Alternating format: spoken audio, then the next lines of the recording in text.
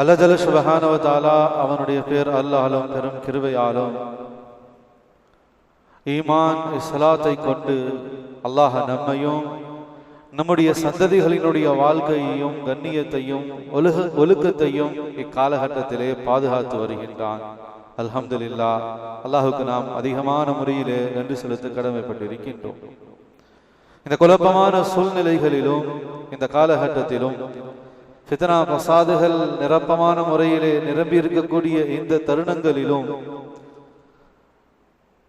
சுவாசிக்கக்கூடிய காற்றில் கூட பாவத்தின் விஷம் கலந்திருக்கக்கூடிய இந்த காலத்திலும் அல்லாஹ் நம்முடைய உள்ளங்களில் அந்த ஈமானிய உணர்வுகளை நம்முடைய வாழ்க்கையிலே நம்முடைய பிள்ளைகளிடத்தில் இன்னும் அந்த ஈமானிய அடையாளங்களை பாதுகாத்து வைத்திருக்கிறான் என்பதாக சொன்னால் அது அல்லாஹினுடைய மகத்தான பேர் அருளாக இருக்கின்றது. ஈமான் இஸ்லாத்தின் மூலமாக அல்லாஹ் நம்மை கண்ணியமிக்க அல்லாஹினுடைய நல்லடியாகலே நம்முடைய கவனத்தில் எடுத்து கொள்ள வேண்டிய ஒரு விஷயம், ஒரு கால சூழலில் நாம் இருந்து கொண்டிருக்கின்றோம். நம்முடைய பிள்ளைகளுக்கெல்லாம் கோடை காலத்தினுடைய விடுமுறையாக இந்த தருணம் இருந்து கொண்டிருக்கின்றது. அநேகமான பள்ளி கல்லூரிகளினுடைய விடுமுறைக்குரிய ஒரு காலமாக இந்த காலம் ஏப்ரல் மே உடைய காலங்கள் இருந்து கொண்டிருக்கின்றது. எனவே இந்த தருணத்திலே நாம் சிறிது கவனம் செலுத்த கடமைப்பட்டிருக்கின்றோம். பிள்ளைகளுக்கு நாம் முதல் கட்டமாக இந்த விடுமுறை காலத்திலே நம்முடைய நேரத்தை நாம் செலவு செய்ய வேண்டும். முதலாவது மிக அவசியமான ஒரு விஷயமாக இது இருந்து கொண்டிருக்கின்றது. இந்த விடுமுறை காலத்திலே பிள்ளைகள் ஓய்வில் இருப்பார்கள், வீடுகளில் இருப்பார்கள். எனவே இந்த தருணத்திலே அந்த குடும்பத்தார்கள், அந்த தாய் தந்தையர்கள், பெற்றோர்கள், அந்த குடும்பத்தில் இருக்கக்கூடிய வயதானவர்கள், மூத்தவர்கள் தங்களுடைய பிள்ளைகள், தான் பெற்ற பிள்ளைகளுக்கு அல்லது தன்னுடைய பேர பிள்ளைகளுக்கு அதிகமான முறையிலே நேரத்தை செலவு செய்ய வேண்டும். அந்த பிள்ளைகளோடு நம்முடைய நேரத்தை நாம் அதிகமாக செலவழிக்கின்றோம். இது முதலாவது விஷயமாக இருக்கின்றது. இரண்டாவது, இந்த விடுமுறையை பயன்படுத்தி நம்முடைய உறவுகளை நாம் அறிமுகப்படுத்த கடமைப்பட்டிருக்கின்றோம். ஏனென்றால் ஒரு காலங்களில் விடுமுறை என்பதாக சொன்னாலே சொந்த பந்தங்கள், உறவுகளுடைய வீடுகளுக்கு அதிகமாக செல்லக்கூடிய பழக்க வழக்கங்கள் எல்லாம் நம்முடைய சமூகத்திலே மிகுதியாக இருந்தது. விடுமுறை விட்டாலே அந்த லீவை நம்முடைய சொந்த பந்தங்களுடைய வீட்டுக்கு, மாமா வீட்டுக்கு, பெருத்தா வீட்டுக்கு, சாச்சா வீட்டுக்கு என்பதாக சொல்லி பிள்ளைகளை அனுப்பி வைப்போம்.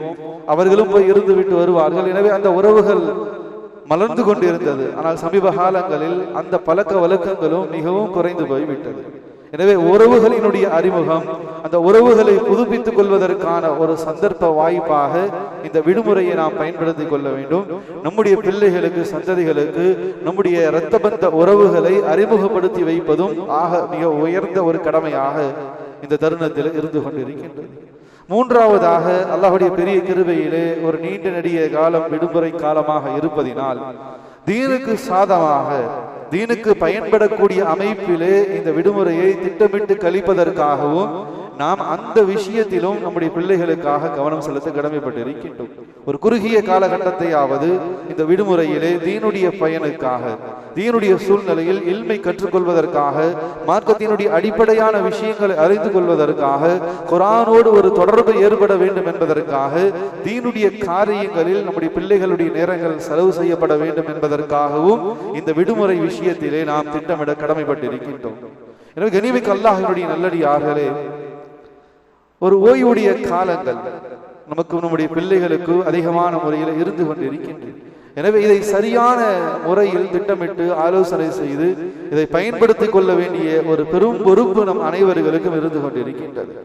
ஏனென்றால் கனிமிக்க அல்லாஹ்வுடைய நல்லடியார்களே, நபி ஸல்லல்லாஹு அலைஹி வஸல்லம் அவங்க சொன்னாங்க, நாளை மறுமையுடைய நாள் அந்த மஹ்ஷருடைய பெருவெளியிலே ஒட்டுமொத்த மனித சமுதாயமும், உலக மக்கள் அனைவர்களும், முதல் மனிதர் ஆதம் அலைஹிஸ்ஸலாத்து வஸலாம் அவர்களிலிருந்து இந்த உலகத்திற்கு இறுதியாக வந்த அந்த மனித சமூகம் வரைக்கும், அந்த மனிதர் வரைக்கும் நாளை மறுமையிலே மஹ்ஷருடைய பெருவெளியிலே ஒன்று கூட்டப்பட்டு இருப்பார்கள்.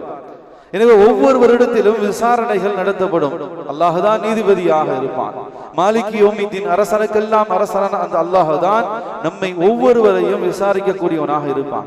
எனவே அந்த மறுமை நாளிலே மஹ்ஷர் பெருவெளியிலே ஒவ்வொரு மனிதனிடத்திலும் 4 கேள்விகள் கேட்கப்படும்.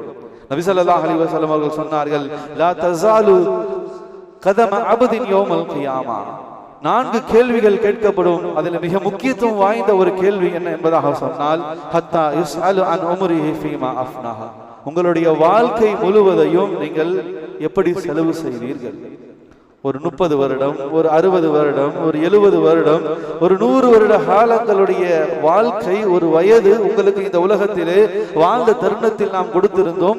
அந்த 100 வருட காலத்தை, அந்த 70 வருட காலத்தை நீங்கள் எப்படி கழித்தீர்கள்? முழு வாழ்க்கை சம்பந்தமான கேள்விகள் கேட்கப்படும். சம்பாத்தியத்தை பற்றி கேள்விகள் கேட்கப்படும். கற்ற இல்மின் படி, கல்விகள் படி, அதன்படி என்ன அமல் செய்தீர்கள் என்ற கேள்வி கேட்கப்படும். குறிப்பாக வாலிபத்தை குறித்து தனி கேள்வியாக கேள்வி கேட்கப்படும் என்பதாக நபி ஸல்லல்லாஹு அலைஹி வஸல்லம் அவர்கள் அறிவித்திருக்கிறார். 4 கேள்விகளுக்கும் அடியார்கள் பதில் சொல்லாதவரை அவர்களுடைய பாதங்கள் அந்த இடத்தை விட்டு ஒரு இன்ச்சு கூட நகர முடியாது என்பதாக நபி ஸல்லல்லாஹு அலைஹி வஸல்லம் அவர்கள் குறிப்பிட்டிருக்கின்றார்கள். எனவே முழு வாழ்நாள் முழுவதும் நாம் எப்படி வாழ்ந்தோம்? யுஸ்அலு அன் உம்ரிஹி ஃபீமா அஃப்னா, உங்களுடைய முழு வாழ்க்கையை எப்படி கழித்தீர்கள்? நேர காலங்கள், ஒவ்வொரு வினாடி பொழுதுகள் எல்லாம் அல்லாஹ்வால் நியமிக்கப்பட்ட மலக்குகளால் பதிவு செய்யப்பட்டு கொண்டிருக்கின்றது. எனவே எப்படி வாழ்ந்தோம், நம்முடைய நேர காலங்கள் எதில் செலவானது என்பதை பற்றி நாளை மறுமையிலே கேள்வி கேட்கப்படும். எனவே நம்முடைய நேர காலங்களை தீனுக்கு சாதகமான முறையிலே, ஈருலகத்திற்கு பயன் தரக்கூடிய அமைப்பிலே நாமும் சரி, நம்முடைய சந்ததிகளுடைய விஷயத்திலும் சரி நாம் கவனம் எடுத்துக்கொள்ள கடமைப்பட்டிருக்கின்றோம். கனிமிக்க அல்லாஹ்வுடைய நல்லடியார்களே, நாளை மறுமையிலே பெற்றோர்களிடத்திலே தனி விசாரணை செய்யப்படும். யா அய்யுஹல்லதீன ஆமனூ கு அன்ஃபுஸகும் வ அஹ்லிக்கும் நாரா, ஈமான் கொண்டவர்களே, உங்களுடைய சந்ததிகள், குடும்பத்தார்களை குறித்தும் உங்களிடத்திலே கேள்வி கேட்கப்படும். உங்களுடைய குடும்பத்தார்களை, உங்களுடைய பிள்ளைகளை, ஆண் பிள்ளைகளை, பெண் பிள்ளைகளை, உங்களுடைய மனைவி மக்களை, சகோதர சகோதரிகளை நரகத்தினுடைய நெருப்பை விட்டு நீங்கள் பாதுகாத்துக் கொள்ளுங்கள். அவர்களை நீங்கள் பாதுகாத்தீர்களா? சரியான வழிகாட்டுதலிலே ஒழுக்க ரீதியாக, ஷரியத் ரீதியாக, மார்க்கத்தின் அடிப்படையில் தான் நீங்கள் அவர்களை வளர்த்தீர்களா இல்லையா என்பதை பற்றி நாளை மறுமையிலே ஒவ்வொரு பொறுப்பாளர்களிடத்திலும், ஒவ்வொரு பெற்றோர்களிடத்திலும் அல்லாஹ் கேள்வி கேட்பான் என்பதாகவும் பெருமானார் ஸல்லல்லாஹு அலைஹி வஸல்லம் அவர்கள் குறிப்பிட்டிருக்கின்றார்கள். அல்லாஹ் தன்னுடைய திருமறையிலே சுட்டி காட்டுகின்றான். எனவே நம்முடைய நேர காலம், நம்முடைய பிள்ளைகளுடைய வாழ்க்கை எப்படிப்பட்ட தரத்தில் அவர்களுக்கு வாழ்க்கையை அமைத்து கொடுத்தோம், அவர்களுடைய ஒழுக்க நெறிகள், மார்க்கத்தினுடைய விளக்கங்கள் எந்த அளவுக்கு அவர்களிடத்தில் இருந்தது, எந்த அளவுக்கு சாலிஹான பிள்ளைகளாக அவர்கள் இந்த உலகத்திலே வாழ்ந்தார்கள் என்பதை குறித்து அல்லாஹ்விடத்திலே நாம் நிச்சயமாக கேள்வி எழுப்பப்படுவோம் என்பதை நாம் மறந்துவிடக்கூடாது. ஏனென்றால் கண்ணியமிக்க அல்லாஹ்வுடைய நல்லடியார்களே, நபி ஸல்லல்லாஹு அலைஹி வஸல்லம் அவங்க சொன்னாங்க, அல்லாஹ் ஜல்ல சுப்ஹானஹு வ தஆலா அடியார்களுக்கு இந்த உலகத்திலே ஏராளமான அருள்கொடைகளை, நிஅமத்துகளை வழங்கி இருக்கின்றான். அந்த நிஅமத்துகளில் மிக முக்கியத்துவம் வாய்ந்த, மிக வாக்கியமான 2 அருள்கொடைகள் இருந்து கொண்டிருக்கின்றது. நிஅமதானி மக்பூனுன் ஃபீஹிமா கஸீரும் மினன் நாஸ்.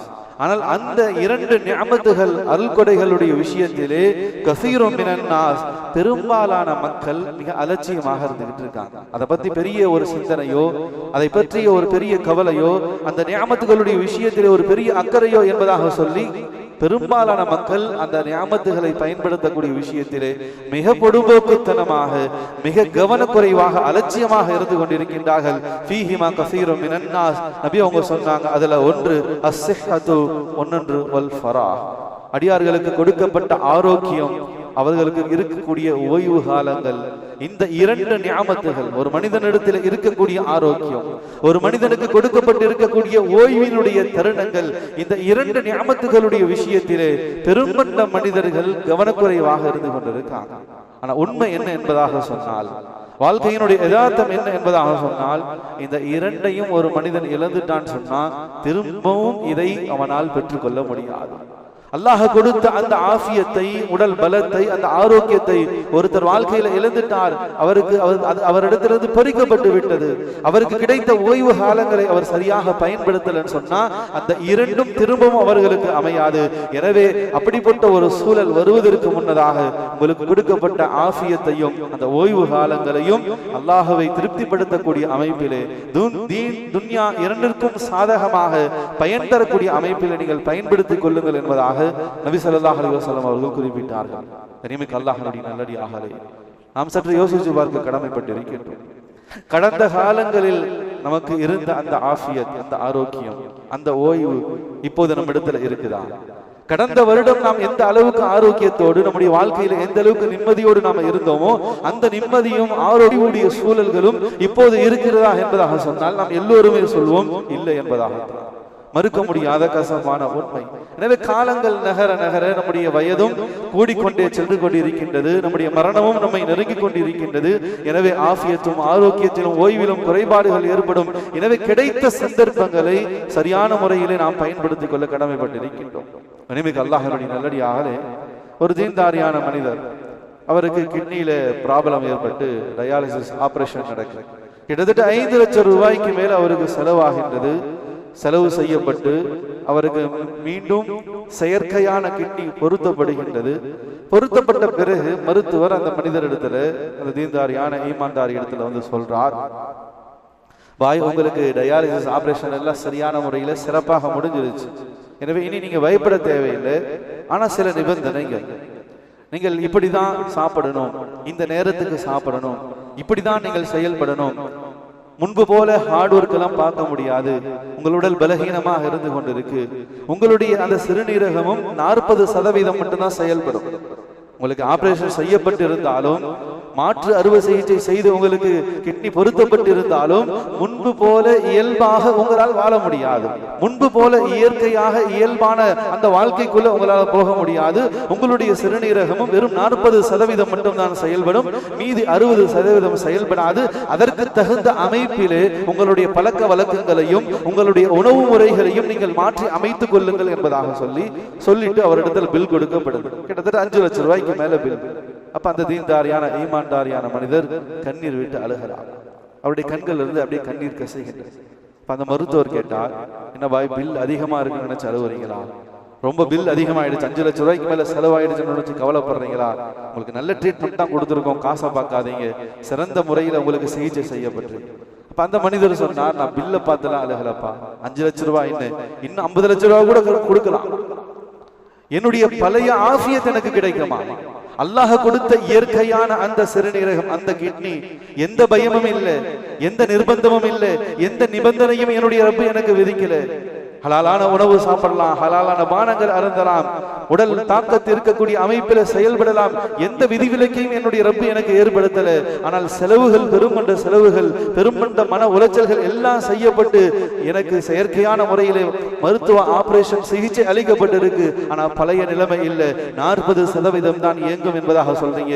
எனவே இறைவன் கொடுத்த அந்த இயற்கையான நியமத்துக்கு முன்னால் இந்த உலகத்தினுடைய கோடி ரூபாய் சேர்க்கை, மாற்று அறுவை சிகிச்சைகள் எல்லாம், மாற்று மருந்துகள் எல்லாம் ஒன்றும் இல்லை. அதை நினைச்சு நான் அழுகிறேன். என்னுடைய ரப்பு கொடுத்த அந்த இயற்கை, அந்த ஆரோக்கியத்தை நான் இழந்துட்டேனே, நான் நன்றி செலுத்துவதற்கு மறந்து விட்டேனே என்பதை நினைத்து நான் அழுகிறேன் சொல்லி அந்த மனிதர் சொன்னார். கண்ணியமிக்க அல்லாஹ்வுடைய நல்லடியார்களே, இது எல்லோருக்கும் உண்டானதுதான். யாருடைய சூழ்நிலையிலும் வயோதிகம் வராது, யாருக்கும் ஓய்வுகள் இல்லாமல் போகாது, யாரும் ஆரோக்கியம் அல்லாமல் ஆரோக்கியமற்ற சூழ்நிலையிலே உலகத்திலே ஆஃபியத்தோடு இருப்போம் என்பதெல்லாம் நிரந்தரம் கிடையாது. கடந்த காலத்தினுடைய ஒப்பிடுகையிலே இந்த காலம், இந்த வருடம் எப்படி நம்முடைய வாழ்க்கையில நம்முடைய ஆஃபியத், நம்முடைய ஆரோக்கிய நிம்மதியும் இருந்து கொண்டிருக்கிறது நாம் அறிந்திருக்கின்றோம்.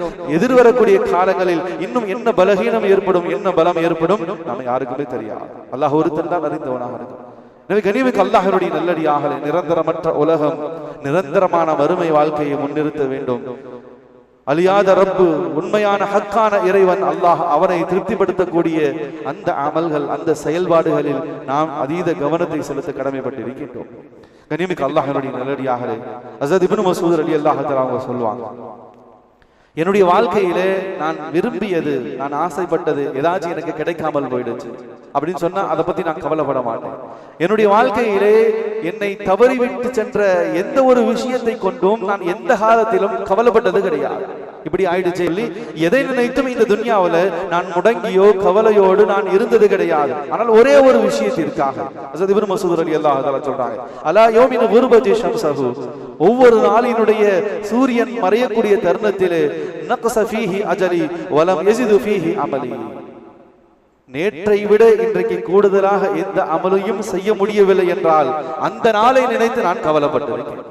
நேற்று செய்த அமல்களை விட இன்றைக்கு எந்த அமலும் இடத்துல கூடவில்லை, எந்த பாவங்களையும் நான் விடவில்லைன்னு சொன்னா அந்த நாளை நினைத்து நான் கவலைப்பட்டு இருக்கேன். இப்படி வீணாக எந்த பயனும் இல்லாமல், ஈமானிய ரீதியிலே எந்த முன்னேற்றமும் இல்லாமல் என்னுடைய வாழ்க்கையினுடைய இந்த நாள் கழிந்திருக்கின்றது. இந்த நாளினுடைய நொடி பொழுதுகள் என்னை கடந்திருக்கிறது.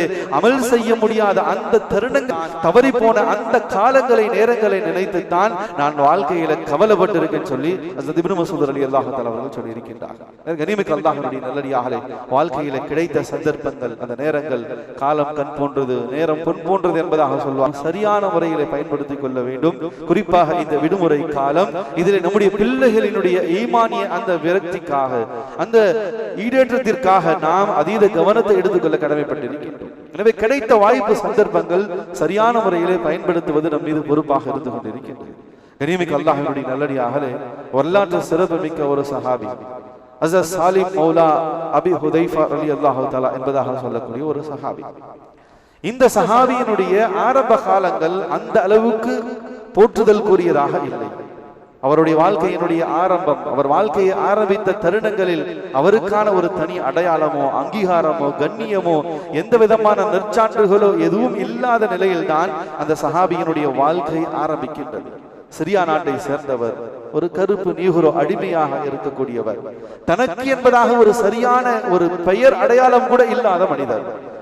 எல்லா சஹாபாக்களுக்கும் பெயர்களிலே அவர்களுடைய தந்தையினுடைய பெயர் புனை பெயராக வரும். சாத் இப்னு அபி வக்காஸ், முஆத் இப்னு ஜபல், இப்னு மஸ்ஊத், இப்னு உமர், இப்னு அப்துல்லா என்பதாக சொல்லி தந்தையினுடைய பெயரை முன்னிறுத்தித்தான் அத்தனை சஹாபாக்களுடைய பெயர்களும் ஹதீஸுடைய கிரந்தங்களில் நாம படித்திருக்கோம். ஆனா இந்த சஹாபியினுடைய பெயர் மட்டும் சற்று வித்தியாசமாக, மற்ற தோழர்களை காட்டிலும் இவருடைய பெயரை உச்சரிக்கக்கூடிய தருணத்திலே சாலிம் மௌலா அபி ஹுதைஃபா ரலியல்லாஹு தஆலா, அபி ஹுதைஃபா ரலியல்லாஹு தஆலா அவர்களுடைய அடிமையான சாலிம் மௌலா என்பதாகத்தான் ஹதீஸிலே பதிவு செய்யப்பட்டிருக்கிறது. எனவே இவருக்கு என்பதாக சொல்லி அடையாளப்படுத்தக்கூடிய ஒரு கண்ணியமான குடும்ப பாரம்பரியம் கூட கிடையாது. தனக்கென்பதாக ஒரு தனி அடையாளமோ, தனி கண்ணியமோ, குடும்ப பின்னணியோ, அழகோ எதுவும் இல்லாத நிலையில்தான் இவர் உலகத்தினுடைய வாழ்க்கையினுடைய ஆரம்ப காலங்கள் இருந்தது. எனவே சிரியாவிலே ஒரு அடிமையாக வாழ்ந்து கொண்டிருந்தவர். இவரை வைத்திருந்த இவருடைய எஜமான் இவரை விற்க வேண்டும் என்பதாக சொல்லி விருப்பப்பட்டார். எனவே சிரியாவினுடைய சந்தையிலே இவர் விற்பனைக்காக அடிமையாக கொண்டு வந்து நிறுத்தப்படுறார். அடிமாட்டு விலைக்கு போச்சு என்பதாக சொல்லுவாங்க. அந்த அளவுக்கு மிக குறைந்த விலை, அதற்கு கூட யாரும் இவரை வாங்குவதற்கு தயாராக இல்லை. கடைசியாக மதீனாவை சார்ந்த ஒரு வியாபாரி குறைந்த விலைக்கு சாலிம் மௌலா ரலியல்லாஹு தஆலா அவர்களை வாங்கி கொண்டு மதீனாவுக்கு வந்து விடுகின்றார். மதீனாவுக்கு வந்து சில காலங்கள் அந்த மதீனா வியாபாரி இடத்திலே சாலிம் மௌலா ரலியல்லாஹு தஆலா இருந்து கொண்டிருக்காங்க. சில காலங்கள் கழித்து அந்த மதீனா வியாபாரியும் இவரை விற்றுவிட வேண்டும், இவர் நமக்கு தேவையில்லை அப்படின்னு முடிவு செஞ்சு மதீனாவினுடைய சந்தைக்கு இவரை விற்பனை பொருளாக கொண்டு வந்து நிறுத்தினார். அப்படி நிறுத்தக்கூடிய தருணத்திலே அவர் வியாபாரத்துக்காக ஒரு விலையை நிர்ணயித்து, சில தீனார்களை, திர்ஹம்களை நிர்ணயித்து அது ஏலான் செய்து கொண்டிருக்கின்றார். மதீனா சந்தையிலே வியாபாரத்திற்காக இவரை வாங்குவதற்கு யார் தயார் என்பதாக சொல்லி ஒரு பொருளை, ஒரு பொற்காசை நிர்ணயம் செய்து கூவி கூவி அழைத்து கொண்டிருக்கின்றார். ஆனால் யாரும் வந்து வாங்குவதற்கு தயார் இல்லை. ஏன், எந்த பின்னணியும் இல்லை. ஒரு அடிமையாக இருக்கார், நியோராக இருக்கார், பார்ப்பதற்கு அருவருப்பான ஒரு கருப்பின தோற்றத்தோடு இருந்து கொண்டிருக்கின்றார். எனவே யாருமே வாங்குவதற்கு முன் வரவில்லை. நாள் முழுவதும் கழிந்து விட்டது. எனவே இந்த வியாபாரியும் அப்படி சலிச்சு போயிட்டார். என்னப்பா, யாரையோ வந்து வாங்கிட்டு போறாங்க, இந்த சாலிம் மௌலாவை வாங்குறதுக்கு யாருமே வரலைங்க. எனவே ஆரம்ப காலம் இப்படிப்பட்ட அமைப்பில் தான் அந்த சஹாபிக்கு இருந்தது. எனவே கடைசியாக அந்த மதீனா வியாபாரி சாலிம் மௌலா ரலியல்லாஹு தஆலா அவர்களை சொன்னாங்க, ஏப்பா இவ்வளவு நேரம் நின்று கூவி கூவி அழைச்சா ஒருத்தரும் உன்னை வாங்குறதுக்கு தயாராக இல்லை. குறைஞ்ச காசுக்கு ஒரு தீனார்னாலும் பரவாயில்லன்னு கொடுத்துடலான்னு பார்த்தா அதுக்கும் வாங்குறதுக்கு யாரும் ரெடியாக இல்லை. கடைசியாக நீயே நின்று கத்திக்கிட்டு சந்தை முடிகிற வரைக்கும் இந்த உச்சியில நின்று, இந்த மலை குன்றின் மீது நின்று கொண்டு என்னை யாரு வாங்குவதற்கு தயார், நீங்க எவ்வளவு கொடுக்குறீங்களோ அந்த பணத்துக்கு என்னுடைய எஜமான் என்னை விற்பதற்கு தயார் சொல்லி நீயே தனியாக கத்திக்கிட்டு, நீயே தனியா உன்னை விற்பனை செய்து கொண்டு ஏறான் செஞ்சு கொண்டு சொல்லி நிறுத்திட்டு போயிட்டான். கொஞ்ச நேரம் கழித்து அபு ஹுதைஃபா ரலியல்லாஹு தஆலா அவங்களுடைய மனைவி சுவைதா ரலியல்லாஹு தஆலாக்கு வந்தாங்க. எனவே மிக குறைந்த விலையிலே விற்பனை செய்யப்பட்டு கொண்டிருந்த, தன்னைத்தானே விற்று கொண்டிருந்த இந்த அடிமையை பார்த்து, சரி இவரை வாங்கிட்டு போலாம், ஏதாச்சும் ஒரு விதத்துல நமக்கு அல்லது நம்முடைய கணவருக்கு உதவியாக இருப்பார் அப்படின்னு சொல்லி சாலிம் மௌலா ரலியல்லாஹு தஆலா அவர்களை அபு ஹுதைஃபா ரலியல்லாஹு தஆலா அவர்களுடைய மனைவி சுவைதா அவர்கள் வாங்கி செல்கின்றார்கள். எனவே வாங்கி சென்று தன்னுடைய கணவருக்கு அன்பளிப்பாக கொடுக்கின்றார். அல்லாஹ்வுடைய பெரிய கிருபை அபு ஹுதைஃபா ரலியல்லாஹு தஆலா அவர்களுடைய தொடர்பு சாலிம் மௌலா ரலியல்லாஹு தஆலா அவங்களுக்கு ஏற்பட்டதின் காரணமாக ஈமானும் கிடைத்தது. ஈமானுடைய நசீபம் அவருக்கு கிடைத்தது. இஸ்லாமிய வாழ்க்கைக்குள் வருவதற்கான அந்த வாய்ப்பும் சந்தர்ப்பமும் கிடைத்தது. குர்ஆனோடு ஒரு நெருங்கிய தொடர்பும் நேசமும் ஏற்படுவதற்கான அந்த சந்தர்ப்பம் கிடைத்தது. இந்த சந்தர்ப்பத்தை ஹஜ்ரத் சாலிம் மௌலா ரலியல்லாஹு தஆலா அவர்கள் மிக நேர்த்தியாக கச்சிதமாக சரியான முறையிலே பயன்படுத்தி கொண்டார்கள். எனவே ஈமானை ஏற்றுக்கொண்டார்கள், இஸ்லாத்துக்குள் வந்து விட்டார்கள். குர்ஆனோடு ஒரு பெரிய நெருக்கம் அவர்களுக்கு வாழ்க்கையில் ஏற்பட்டு விட்டது. எனவே ஆரம்ப காலத்தில் சரியான தனக்கென்பதாக ஒரு பெயர் இல்லை, ஒரு அழகான தோற்றம் இல்லை, குடும்ப பின்னணி பாரம்பரியம் எதுவும் இல்லாத நிலையில இருந்த அந்த சஹாபி தனக்கு கிடைத்த வாய்ப்பான ஈமானையும் இஸ்லாத்தையும் ஏற்றுக்கொண்ட பிறகு குர்ஆனோடு ஒரு நெருங்கிய தொடர்பு ஏற்பட்டது. அதற்கு பிறகு அவர்களுடைய வாழ்க்கை மிக தலகீழான முறையிலே மிகப்பெரிய உச்சத்தை, உயர்வை, கண்ணியத்தை அடைந்தது என்பதால் தான் அவர்களுடைய வாழ்க்கையினுடைய இறுதி காலத்தினுடைய அந்த வரலாற்று வரிகளில் பதிவு செய்யப்பட்டிருக்கின்றது. சாலிம் மௌலா ரலியல்லாஹு தஆலா அவர்கள் ஈமானை ஏற்றுக்கொண்டதற்கு பிறகு, இஸ்லாத்துக்குள் வந்ததற்கு பிறகு, குர்ஆனோடு ஒரு நெருக்கம் ஏற்பட்ட பிறகு எவ்வளவு பெரிய உயர்வை அந்த சாலிம் மௌலா ரலியல்லாஹு தஆலா அவர்கள் அடைந்தார்கள் என்பதாக சொன்னால், கண்ணியமிக்க அல்லாஹ்வினுடைய நல்லடியார்களே, நபி ஸல்லல்லாஹு அலைஹி வஸல்லம் அவர்கள் சொன்னார்கள், இன்ன ரசூலுல்லாஹி ஸல்லல்லாஹு அலைஹி வஸல்லம் இஸ்தக்ரிஉல் குர்ஆன மின் அர்பஅத்தின்.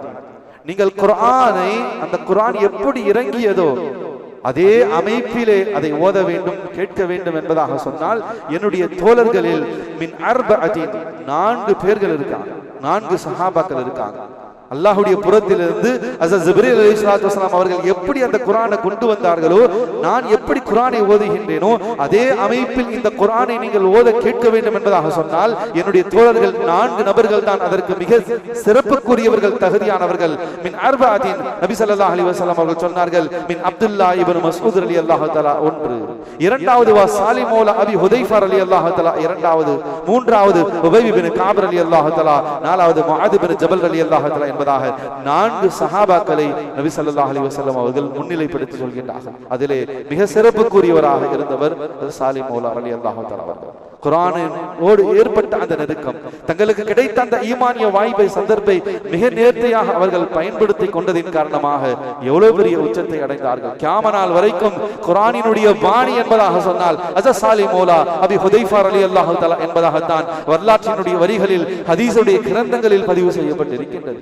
எந்த அளவுக்கு அல்லாஹ் இன்னும் அவர்களை குர்ஆனை கொண்டு உயர்த்தினான் என்பதாக சொன்னால், ஒரு சஃபர்ல மதீனா மக்காவினுடைய மூத்த முஹாஜிர் சஹாபாக்கள் இருந்து கொண்டிருக்காங்க. அபூபக்கர் ரலியல்லாஹு தஆலா, உமர் ரலியல்லாஹு தஆலா, உஸ்மான் ரலியல்லாஹு தஆலா போன்ற பெரும் பெரும் சஹாபாக்கள் எல்லாம் ஒரு சஃபர்ல இருந்து கொண்டிருக்காங்க. அந்த சஃபர்ல சாலிம் மௌலா ரலியல்லாஹு தஆலா அவங்களும் இருக்காங்க. தொழுகைக்கான நேரம் வந்துச்சு. அபூபக்கர் ரலியல்லாஹு தஆலா அவங்க தான் அமீராக இருந்தாங்க.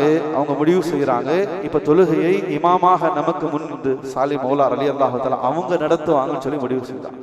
அது சாலிம் ரலியல்லாஹு தஆலா அவங்க அபூபக்கர் ரலியல்லாஹு தஆலா இடத்துல வந்து சொன்னாங்க, கலீஃபா அவர்களே, நீங்க எவ்வளவு பெரிய உயர்வானவர்கள், மக்கா முஹாஜிராக இருக்கீங்க, நபி ஸல்லல்லாஹு அலைஹி வஸல்லம் அவர்கள் மூலமாக முதன்மைப்படுத்தப்பட்ட சஹாபியா இருக்கீங்க, தாங்கள் இருக்கும் பொழுது அந்த இடத்துல எப்படி நான் போய் நிற்க முடியும்? அப்ப அபூபக்கர் ரலியல்லாஹு தஆலா சொன்னாங்க, நாங்கள் முஹாஜிர்களாக இருக்கலாம், நபியோடு நெருக்கம் பெற்றவர்களாக இருக்கலாம், நபியினால் கலீஃபாக்கள் என்பதாக அடையாளம் காட்டப்பட்டவர்களாக இருக்கலாம், எங்களை விட குர்ஆனுடைய விஷயத்திலே நீதான் முதன்மையானவராக இருக்கீங்க. குர்ஆனை அதிகம் கற்றறிந்தவர்களில் நீங்கள் முதன்மையானவர். குர்ஆனை அதை இறங்கிய முறையில் கேட்க வேண்டும் என்பதாக சொன்னால், இதோ இந்த சாலிம் மௌலா அபி ஹுதைஃபா ரலியல்லாஹு தஆலா ஓதுவதை கேளுங்கள். குர்ஆன் அப்படி ஓதக்கூடிய அந்த ஆற்றலை, திறமையை அவர் பெற்றிருக்கார் என்பதாக பெருமானார் ஸல்லல்லாஹு அலைஹி வஸல்லம் அவர்கள் குர்ஆனை கொண்டு உங்களை மேன்மைப்படுத்தி இருக்கின்றார்கள். எனவே இங்கு நாங்கள் எல்லாம் இருந்தாலும் நீங்கள் தான் எங்களின் தலைவர், நீங்கள் தான் எங்களுடைய வழி நடத்தக்கூடிய இமாம், நீங்க தான் அந்த முஸல்லாவில் நின்று தொழு வைக்கணும் என்பதாக சொல்லி சாலிம் மௌலா ரலியல்லாஹு தஆலா அவர்கள் முன்னிலைப்படுத்தப்படுகின்றார்கள். கனிமிக்க அல்லாஹ்வுடைய நல்லடியார்களே, ஆரம்ப காலங்கள் எந்த அடையாளமும் இல்லை, யாராலும் ஏடெடுத்து வாங்குவதற்கு கூட தகுதி இல்லாத ஒரு மனிதராக, மிக சாதாரணமான மனிதராக, சரியான பெயர் பின்புலம் கூட இல்லாத நிலையிலே அவருடைய வாழ்க்கை ஆரம்பித்த ஒரு சஹாபியினுடைய இறுதி கால சூழல் எவ்வளவு பெரிய உயர்வை அடைந்தது. அவருக்கு தனக்கு கிடைத்த அந்த வாய்ப்பை, ஈமானிய சந்தர்ப்பத்தை மிக நேர்த்தியாக, மிக கவனமாக பயன்படுத்தி கொண்டார். அதன் காரணமாக அல்லாஹ் ரப்பல் ஆலமீன் அவரை எந்த அளவுக்கு உயர்த்த வேண்டுமோ அந்த அளவுக்கு உயர்த்தினார். நமக்கும் வாழ்க்கையிலே கிடைக்கக்கூடிய சந்தர்ப்பங்களை நம்முடைய பிள்ளைகளுடைய விஷயத்திலே தீனுக்காக, அவர்கள் மார்க்கத்தை அறிந்து கொள்வதற்காக கிடைக்கக்கூடிய அந்த சந்தர்ப்ப சூழ்நிலைகளை சந்தர்ப்பங்களை நாம் சரியான முறையிலே பயன்படுத்திக் கொள்ள கடமைப்பட்டு இருக்கின்றோம். கனிமிக்கு அல்லாஹ்வுடைய நல்லடியார்களே, பொதுவாக தமிழ்ல ஒரு பழமொழி சொல்லுவாங்க, கற்றது கையளவு கல்லாதது உலகளவு. எனவே எவ்வளவுதான் தெரிந்திருந்தாலும் இல்முக்கு என்று கிடையாது, இல்முக்கு என்று கேட்டே கிடையாது, முடிவு என்பது கிடையாது. கல்வியை கற்கக்கூடிய விஷயத்திலே உலக கல்வியாக இருக்கட்டும், மார்க்க கல்வியாக இருக்கட்டும், அந்த கல்விக்கு என்றைக்குமே என்று கேட் கிடையாது, முடிவுகள் கிடையாது. எனவே கல்வியை தேடக்கூடியவர்களாக நாம் ஒவ்வொருவரும் இருக்க வேண்டும். வரலாறுகளின் நகைச்சுவையாக ஒரு நிகழ்வு எழுதுவாங்க. 3 அறிஞர்கள் ஒரு படகுல பயணம் செஞ்சு கொண்டிருந்தாங்க. பயணம் செஞ்சு கொண்டிருக்கக்கூடிய சந்தர்ப்பத்தில் ஒரு அறிஞர் அந்த படகோட்டி கிட்ட கேட்கிறார், ஏப்பா உனக்கு மேக்ஸ் தெரியுமா, கணக்கு தெரியுமா அப்படின்னு சொல்லி அந்த படகோட்டி கிட்ட கேட்கிறார். அப்ப அந்த படகோட்டி சொன்னார், அறிஞர் அவர்களே, எனக்கு கணக்கெல்லாம் தெரியாது, மேக்ஸ் எல்லாம் தெரியாது, நான் படிக்கல. அப்ப அந்த அறிஞர் சொன்னார், நீ வாழ்க்கையில கால்வாசியை வீணாக்கிட்டப்பா, உன்னுடைய வாழ்க்கையில கால்வாசி பகுதி வீணா போச்சு. மேக்ஸ் கூட தெரியாம என்ன ஒரு வாழ்க்கை, கணக்கு கூட தெரியாம என்ன ஒரு வாழ்க்கை, என்ன ஒரு மனித பிறவி, நீ வாழ்க்கையில கால் பகுதியை வீணாக்கிட்ட. இன்னொரு அறிஞர் கேட்டார் அதே படகோட்டி கிட்ட, ஏப்பா உனக்கு சயின்ஸ் தெரியுமா, அறிவியல் தெரியுமா? அந்த படகோட்டி சொன்னார், இல்லைங்க எனக்கு அறிவியலும் தெரியாது, நீ வாழ்க்கையில பாதி காலத்தை வீணாக்கிட்ட அப்படின்னு சொல்லி அந்த சயின்ஸ் மாஸ்டர் சொன்னார். 3ஆவதாக வானியல் நிபுணர், வான சாஸ்திரத்தை அறிந்த அந்த அறிஞர் அந்த படகோட்டி கிட்ட கேட்டார், ஏப்பா உனக்கு அந்த வானியல் நிபுணத்துவம் பத்தி ஏதாச்சும் தெரியுமா? அந்த படகோட்டி சொன்னார், இல்லைங்க எனக்கு அதை பத்தி எல்லாம் எதுவுமே தெரியாது. அப்ப அவரு சொன்னார், வாழ்க்கையில 3/4 காலத்தை நீ வீணாக்கிட்ட, வேஸ்ட் பர்சன் நீ அப்படின்னு சொல்லி சொன்னாங்க. சிறிது நேரம் கழித்து அந்த படகோட்டி 3 அறிஞர்கள் இடத்துல கேட்டார், எங்க உங்க 3 பேருக்கும் உலகத்தினுடைய பல கலைகள் எல்லாம் தெரிஞ்சிருக்கு, வானியல் சாஸ்திரம் தெரியுது, அறிவியல் தெரிஞ்சிருக்கு, மேத்தமேட்டிக்கல் கணக்கை பத்தி அறிஞ்சிருக்கீங்க, 3 பேருக்கு நீச்சல் தெரியுமா அப்படின்னு சொல்லி கேட்டான். அப்ப 3 பேரும் சொன்னாங்க, இல்லப்பா எங்களுக்கு நீச்சல் எல்லாம் தெரியாது. அப்ப நீங்க வாழ்க்கையே வீணாக்கிட்டீங்க, படகு ஓட்டையாயிடுச்சு, இப்ப படகு கவர போதுன்னு சொல்லி அந்த படகோட்டை எதிரி குதிச்சு நீச்சல் அடிச்சு தப்பிச்சு போயிட்டாங்க.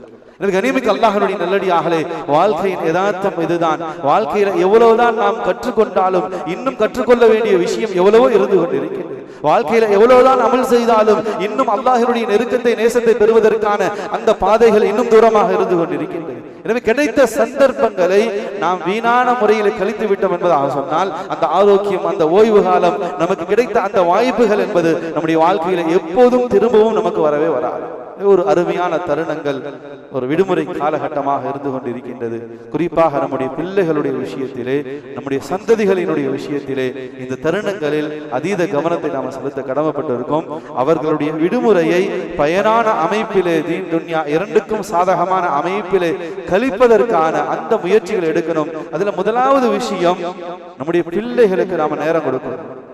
இன்னைக்கு முந்தைய ஜெனரேஷன், ஒரு 20 வருஷத்துக்கு முன்னும் இப்போதும் இருக்கக்கூடிய ஒரு பெரிய ஏற்றத்தாழ்வு வித்தியாசம் என்னன்னு சொன்னா, பிள்ளைகளோடு பெற்றோர்கள் நேரம் கொடுக்கக்கூடிய அந்த காலம்தான், அந்த ஒரு விஷயம்தான் பெரிய குறைவாக இருந்து கொண்டிருக்கின்றது. அதனால் பிள்ளைகளுக்கு, ஆண் பிள்ளையாக இருக்கட்டும், பெண் பிள்ளைகளாக இருக்கட்டும், தங்களுடைய நேர காலங்களை கொடுத்து அந்த பிள்ளைகள் பேசுவது, அவங்களுடைய ஆக்டிவிட்டிஸ், நடவடிக்கைகள் என்ன என்பதை கவனிக்கக்கூடிய விஷயத்தில் அவர்களோடு நெருக்கமாக இணைந்து இணக்கமாக பயணிக்க தவறியதின் காரணமாகத்தான் இன்றைய சந்ததிகள் தேவையில்லாத விஷயங்கள், போதை, பெரும் பெரும் பாவங்களுக்கு அடிமையாகி போய் இருக்கக்கூடிய சூழ்நிலையில் இருந்து கொண்டிருக்கின்றது. எனவே பிள்ளைகளுக்காக நம்முடைய நேர காலங்களை அதிகமான முறையில் ஒதுக்கணும். ஒரு காலம் இருந்துச்சு, அல்லாஹ்வுடைய பெரிய கிருபையிலே பெரிய இங்கிலீஷ் மீடியம் ஸ்கூல்கள் எல்லாம் கிடையாது. 90களில் 2000 போன்ற அந்த காலங்களில் 95% நாம் எல்லாருமே கவர்மெண்ட் ஸ்கூல்ல தான் படிச்சோம். நாமளா போவோம், நாமளா வருவோம். விடுமுறை காலங்களில் பிள்ளைகள் வீட்டை விட்டு வெளியே போவாங்க, காலையில போவாங்க, மாலை நேரமானா வேர்த்து விறுவிறுத்து விளையாடிட்டு தானாக வீட்டுக்கு வந்துடுவாங்க. பெருங்கொண்ட பிரச்சனைகளோ குழப்பங்களோ எதுவும் கிடையாது. ஆக்கணும் எப்போ இந்த நவீன தகவல் தொழில் தொடர்பு துறைகள், நவீன சாதனங்கள், குறிப்பாக சமூக வலைதளங்கள், இந்த மொபைல் போன்கள் இந்த சமூகத்துக்குள்ளே நுழைந்ததோ ஒட்டுமொத்த வாலிப சமூகத்தினுடைய ஒழுக்கமும் வீழ்ச்சியை நோக்கி பயணிக்க ஆரம்பிச்சிருச்சு. இன்னைக்கு வெளியெல்லாம் போய் கெட்டு போகணும்ன்ற அவசியம் எல்லாம் கிடையாது. அல்லாஹ் பாதுகாக்கணும். வீட்டுக்குள்ளே தனி அறையில, தன் அறையில் தான் இருக்கான், ஆனா கையில மொபைல் போன் இருக்குன்னு சொன்னா, ஆண் பிள்ளையாக இருக்கட்டும், பெண் பிள்ளையாக இருக்கட்டும், உலகத்தினுடைய மிகப்பெரிய பாவி அவனை விட யாரும் இல்லை. அல்லாஹ் நம்மளை மன்னிக்கணும். மிகைப்படுத்தப்பட்டதாக அல்லாஹுக்காக மன்னிச்சிருக்கு.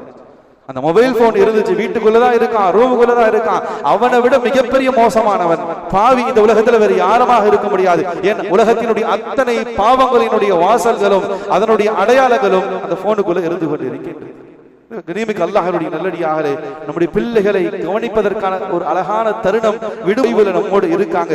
நாம நம்முடைய நேரத்தை கொடுத்து அவர்களுடைய நிலைகளை கண்காணிக்கணும். அவங்க என்ன செய்யறாங்க, எங்க போறாங்க, அவங்களுடைய தொடர்புகள் என்ன, அவங்களுடைய மொபைலுடைய ஆக்டிவிட்டிஸ் என்ன, போய் ஒவ்வொரு கூகுள்லையும் யூடியூப்லையும் அவர்கள் பயன்படுத்தக்கூடிய சோசியல் மீடியாக்கள்லையும் அந்த கூகுள் ஆக்டிவிட்டிஸை போய் ஓபன் பண்ணி பாருங்க. பெற்றோர்கள் இந்த இல்மையும் கற்றுக்கொள்ளணும். பிள்ளைகளை வளர்ப்பது என்பது சாதாரணம் அல்ல. இந்த காலத்துல குதிரை கும்புமோல் அவங்களுடைய ஹிஸ்டரி என்ன, கூகுள் என்ன பார்க்கறான், யூடியூப்ல என்ன பார்க்கறான். இன்னைக்கு யார் கையிலையும் மொபைல் இல்லாமல் இல்லை. பிறந்த குழந்தையிலிருந்து வயோதிகர் வரைக்கும் எல்லார் கையிலுமே இன்னைக்கு இந்த ஆண்ட்ராய்டு மொபைல் இருந்து கொண்டிருக்கு. எனவே பிள்ளைகள் என்ன பயன்படுத்துறாங்க, யாரோடு பேசுறாங்க, அவங்களுடைய தொடர்புகள் என்ன, கனிமிக்கு அல்லாஹ்வுடைய நல்லடியாக சாதாரண விஷயம் அல்ல. அந்த மொபைல் போன்கள் தான் மிகப்பெரிய ஃபித்னாக்களுக்கும் குழப்பங்களுக்கும் காரணமாக இருக்கு. பிள்ளைகளுடைய பேர் அழிவுக்கு காரணமும் அதுவாக தான் இருந்துகிட்டு இருக்கு. சமூக விரோதிகளோடு தொடர்பு ஒண்ணு இல்லை. யாராச்சும் ஒருத்தன் நல்ல விதமாக பேசுறான், அங்க போய் நம்முடைய பிள்ளைகள் லைக் போட்டு இருந்தாங்கன்னா போச்சு, முடிஞ்சு போச்சு. சமூக விரோதிகள். கனிமிக்கு அல்லாஹ்வுடைய நல்லடியார்களே, நேஷனல் இன்வெஸ்டிகேஷன் ஏஜென்சி என்பதாக NIA என்பதாக சொல்லுவாங்க. சமீப காலங்களில் நடந்தது, அண்டை நாடுகளில் நடந்த பிரச்சனைகள் இதுதான். ஒண்ணுமில்லை, சமூக விரோதிகளோடு தீவிரவாதிகளோடு தொடர்புலாம் இல்லை. அவர்கள் பேசிய அந்த பேச்சுக்கு, அவர்களுடைய அந்த ஸ்பீச்சுக்கு இவன் போய் லைக் போட்டிருக்கான். இதனால அவனுக்கு இவனுக்கும் தொடர்பு பிடிச்சு உள்ள போட்டாச்சு. எந்த விசாரணையும் கிடையாது, ஜாமீன் கிடையாது, என்ன காரணம் சொல்ல வேண்டிய அவசியமும் கிடையாது. எனவே நம்முடைய பிள்ளைகளுடைய பழக்க வழக்கங்கள் இந்த சமூக வலைதளங்கள்ல யாரோடு பயணிக்கிறாங்க, யாரோ ஃபாலோ பண்றாங்க, எதற்கு லைக் போட்டிருக்காங்க, அல்லாஹ்வுடைய நல்லடியார்களே, அறிந்து கொள்ள வேண்டிய மிக நிர்பந்தமான நெருக்கடியான காலகட்டத்தில் நம்ம இருக்கிறோம். பிள்ளைகளோடு அதீத நேரத்தை நாம செலவு செய்ய கடமைப்பட்டிருக்கோம். பள்ளிகள் கல்லூரிகள் இயங்கக்கூடிய காலகட்டத்தில் நாமும் பரபரப்பாக இருந்து பிள்ளைகளும் பரபரப்பாக அந்த கல்லூரிகளுக்கு பள்ளிக்கூடங்களுக்கு செல்ல வேண்டும் என்பதாக காலை மாலை நேரங்கள் இடைவிடாமல் பல கோச்சிங் கிளாஸுகள், பல ட்ரைனிங் சென்டர்கள், பல டியூஷன் சென்டர்கள் என்பதாக சொல்லி பிஸியாகவே கழிந்து விட்டது. எனவே ஒரு ஓய்வு நேரம், இந்த விடுமுறை காலம் மிக அற்புதமான தருணமாக இருந்து கொண்டிருக்கு. எல்லாவற்றை விட இந்த உலகத்தின் மிக பிஸியான மனிதர் பெருமானார் ஸல்லல்லாஹு அலைஹி வஸல்லம், மிக பரபரப்புக்குரியவர், பலவிதமான நெருக்கடிகள் போர்களை நேருக்கு நேர் எதிர்கொண்டு அப்படிப்பட்ட தலைவர், பரபரப்புக்கும் பிஸிக்கும் எந்த விதத்திலும் பஞ்சம் இல்லாத பெருமானார் ஸல்லல்லாஹு அலைஹி வஸல்லம் அவங்களுடைய வாழ்க்கையை எடுத்து பார்த்தோம்னு சொன்னா, தங்களுடைய வாழ்க்கையில குழந்தைகளோடு பெருவாரியான நேரத்தை செலவு செஞ்சிருக்காங்க. தங்கள் வீட்டு பிள்ளைகளிடத்தில் மட்டுமல்ல, ஒட்டுமொத்த உம்மத்தினுடைய ஒவ்வொரு குழந்தைகளினுடைய நல துக்க அனைத்து விஷயங்களிலும் நபி ஸல்லல்லாஹு அலைஹி வஸல்லம் அவர்கள் ஊடுருவி இருக்கின்றார்கள். அவர்களோடு மிக நெருக்கமாக இருந்திருக்கிறார். நபி அவங்களை சுத்தி எப்போதுமே குழந்தைகளும் வாலிப ஆண்கள், வாலிபர்கள், சிறுவர்கள் நிரப்பமாக இருந்தார்கள் என்பதாக அவர்களினுடைய வரலாற்றினுடைய ஒரு சிறு பகுதியிலே இந்த தகவல்களும் பதிவு செய்யப்பட்டிருக்கிறது. கனிமிக்கு அல்லாஹ்வுடைய நல்லடியார்களே, ஹஜ்ரத் அபூ தல்ஹா ரலியல்லாஹு தஆலா அவங்களுக்கு குழந்தை பிறந்திருக்கு.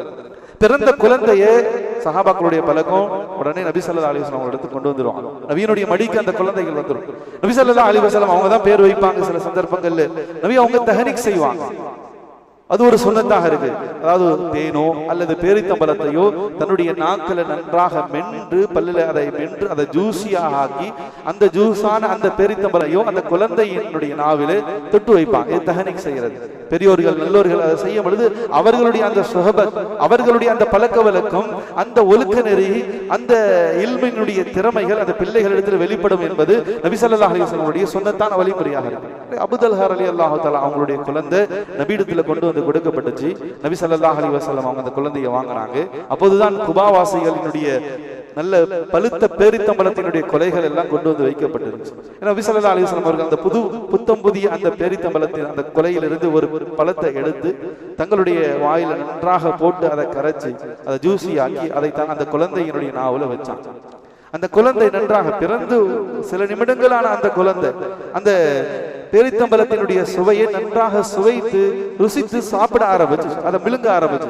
நபி ஸல்லல்லாஹு அலைஹி வஸல்லம் அவங்க பார்த்துட்டு சொன்னாங்க, பாருங்க, அன்சாரிகள் அவர்கள் விவசாயிகள், பேரித்தம்பல தோட்டத்தினுடைய அதிபதிகளாக இருக்காங்க.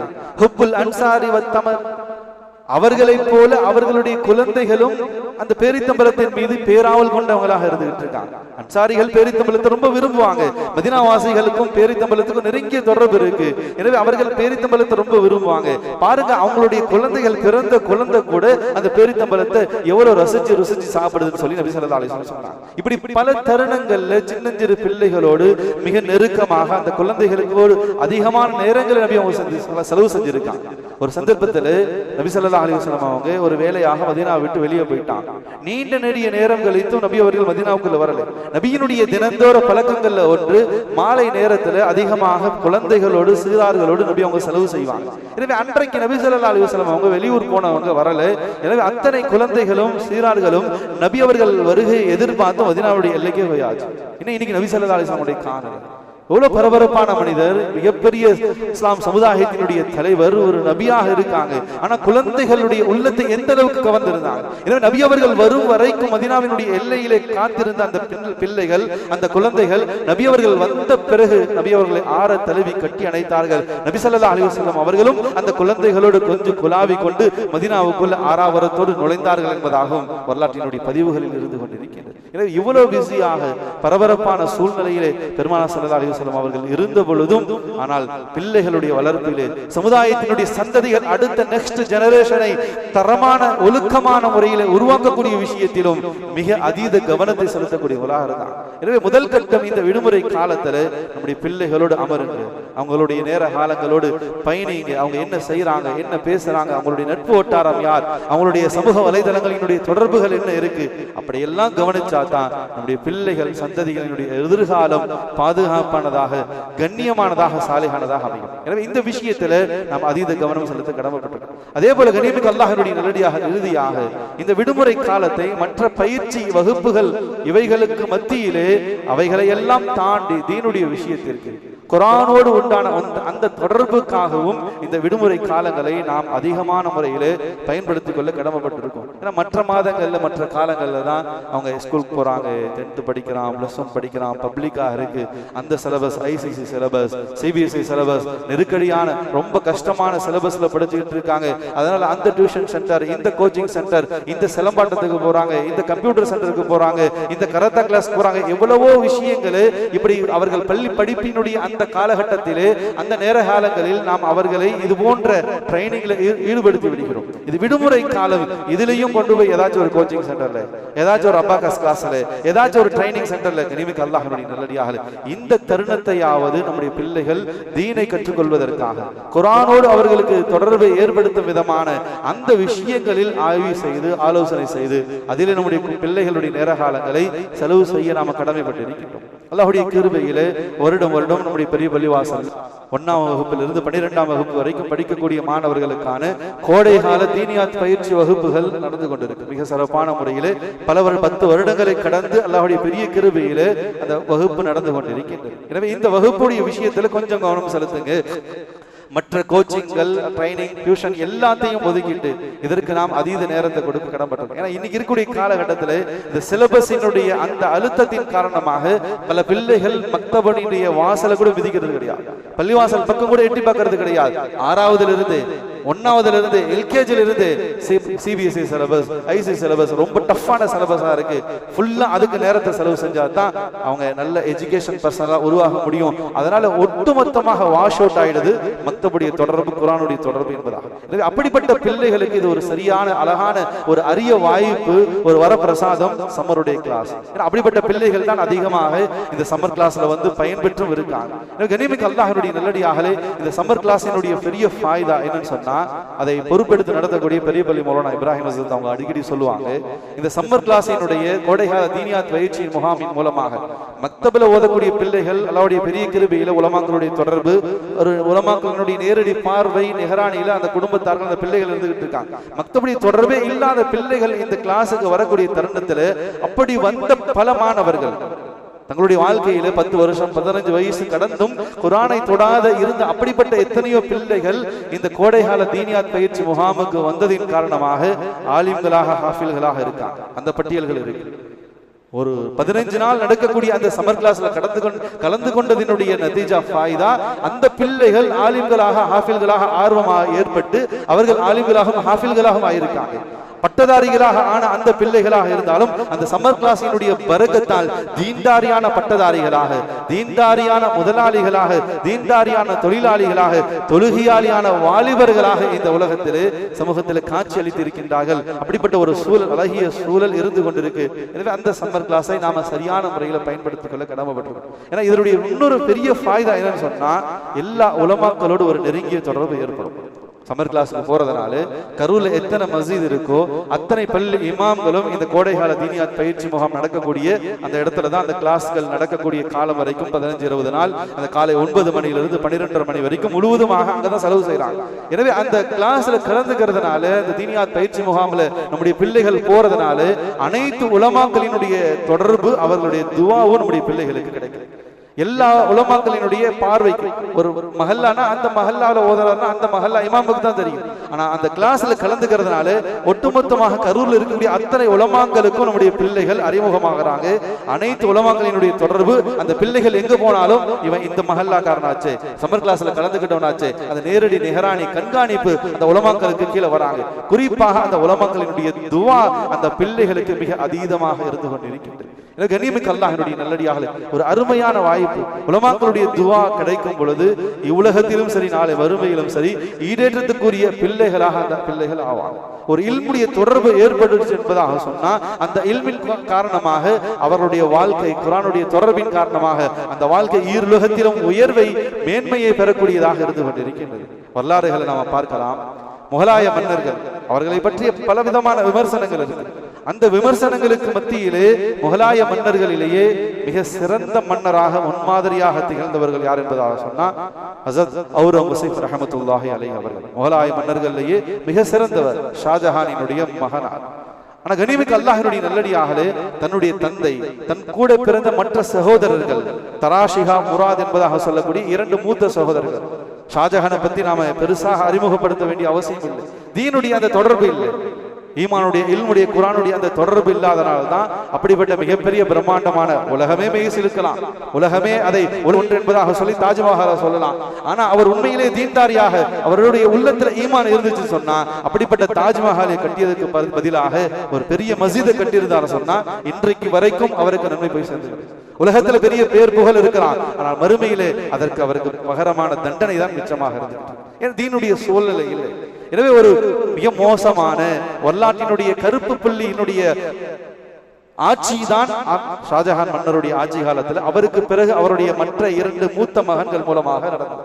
எந்த அளவுக்கு என்பதாக சொன்னா கவிநயத்தினுடைய குழு என்பதாக சொல்லி ஒரு இலாக்கா அமைக்கப்பட்டிருக்கும். இசை நயத்தினுடைய குழு என்பதாக சொல்லி இலாக்கா அமைக்கப்பட்டிருக்கும். அரசர்களையும் மன்னர்களையும் புகழ்வதற்காகவே கவிக்குழு என்பதாக சொல்லி ஒரு தனி மஜ்லிஸை ஏற்படுத்தி வச்சிருந்தாங்க. இசையின் மூலமாக மன்னர்களையும் அவருடைய குடும்பத்தார்களையும் தூங்க வைப்பதற்கான அந்த பெருங்கொண்ட செலவுகள். மற்ற 2 மகன்களும் மோசமான ஆட்சி செய்தது மட்டுமல்லாமல் மதுவிலும் மாதுவிலும் முழுகி இருந்தாங்க. இப்படிப்பட்டவர்களுக்கு மத்தியிலே அவுரங்கசீப் ரஹ்மத்துல்லாஹி அலைஹி அவர்கள் மட்டும் எப்படி உண்மையான நீதமான ஆட்சியை வெளிப்படுத்த சொன்னா அவங்களுக்கு கிடைத்த அந்த மக்தபுடைய கல்வி. வரலாற்று ஆசிரியர்கள் பதிவு செய்கிறாங்க. முல்லா ஜீவன் ரஹ்மத்துல்லாஹி அலைஹி, மௌலானா முல்லா ஜீவன் ரஹ்மத்துல்லாஹி அலைஹி என்பவர்கள் தான் அவுரங்கசீப் ரஹ்மத்துல்லாஹி அலைஹி அவர்களுடைய மக்தப் மதரசாவினுடைய ஆசிரியராக இருந்தாங்க. தன்னுடைய தந்தைக்கு கிடைக்காத அந்த இல்ம், தன்னுடைய மூத்த சகோதரர்கள் இருவர்களுக்கு இல்முடைய தொடர்பு, அவுரங்கசீப் ரஹ்மத்துல்லாஹி அலைஹி அவர்களுக்கு ஆரம்ப கல்வி அந்த மஹல்லாவினுடைய மஸ்ஜிதினுடைய மக்தபுடைய இமாமின் மூலமாக கிடைத்ததின் காரணமாக தந்தை செய்த தன்னுடைய மூத்த சகோதரர்கள் செய்த அத்தனை தவறுகளையும் ஏற்பட்ட அத்தனை விதமான ஃபித்னாக்களையும் வரலாற்றினுடைய பின்னடைவுகள் எல்லாவற்றையும் சரி செய்து ஒரு நீதமான முன்மாதிரியான ஆட்சியை அவுரங்கசீப் ரஹ்மத்துல்லாஹி அலைஹி அவர்கள் இந்த உலகத்துல முன்னிறுத்தினாங்க. தவறான போக்கிலே சென்ற தன் தந்தையே கைது செய்து சிறையிலே அடைத்தார்கள் என்பதாக வரலாற்றிலே பதிவு செய்யப்பட்டது. இப்படிப்பட்ட நீதத்துக்கான ஒரு அழகான ஒரு முன்னுதாரணம் காரணம் அவங்களுக்கு ஏற்பட்ட அந்த மக்தபுடைய தொடர்பு. ஒரு மக்தபில போய் உட்கார்ந்து குர்ஆனை ஓதியதினால் அந்த இமாமுடைய மக்தபுடைய தொடர்பில் இருந்ததினால் முகலாய மன்னர்களில் முன்மாதிரி மன்னராக அவுரங்கசீப் ரஹ்மத்துல்லாஹி அலைஹி அவர்கள் திகழ்ந்து கொண்டிருக்கிறார்கள். கண்ணியமிக்க அல்லாஹ்வுடைய நல்லடியார்களே, அல்லாஹ்வுடைய பெரிய கிருபை இந்த சம்மர் கிளாஸ் இன்ஷா அல்லாஹ் நாளையிலிருந்து ஆரம்பிக்க இருக்கின்றது பெரிய பள்ளியிலே. எனவே 10th +1 +2 முடித்து ஓய்வில் இருக்கக்கூடிய அல்லது ரிசல்ட்டை எதிர்பார்த்து இருக்கக்கூடிய நம்முடைய மாணவர்கள் நம்முடைய பிள்ளைகளை அவசியமாக அந்த கோச்சிங் கிளாஸ்ல அந்த சம்மர் கிளாஸ்ல கலந்து கொள்ள வைப்பதற்கான அத்தனை முயற்சிகளும் செய்வது நம்முடைய கடமையா இருக்கு. நாளை மறுமையில ஒவ்வொரு இடத்திலும் அல்லாஹ் கேள்வி கேட்பான், உங்களுடைய பிள்ளைகளை நீங்க ஏன் ஒழுக்கமா வளர்க்கல?